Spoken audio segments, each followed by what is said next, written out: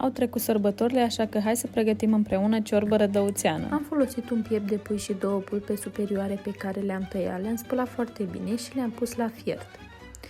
Când spuma s-a format, am îndepărtat-o foarte bine, după care am lăsat la fiert pentru aproximativ 35-40 de minute, după care am adăugat un păstârnac tăiat pe lung, la fel și morcovul, o ceapă și țelină.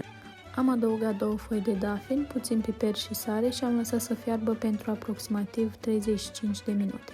Dacă îți place această rețetă, te rog lasă un like și apasă butonul de follow pentru a vedea noile rețete pe care le postez. Scrie-mi în comentarii părerea ta despre această rețetă. După ce totul a fiert, am scos carnea separat, iar legumele separat, iar apoi am început să dezosez carnea de pe os. Am strecurat și supa respectivă. Am folosit 2 gălbenușuri cu 200 de grame de smântână grasă, peste care am adăugat puțină sare, am amestecat cu untel și am adăugat din supa noastră pe care am strecurat-o. Am pus amestecul înapoi în oală și am mai lăsat 5 minute amestecând în continuu la foc mic. După am adăugat carnea dezosată și eu am adăugat și morcovul fiert tăiat cu bulețe mici.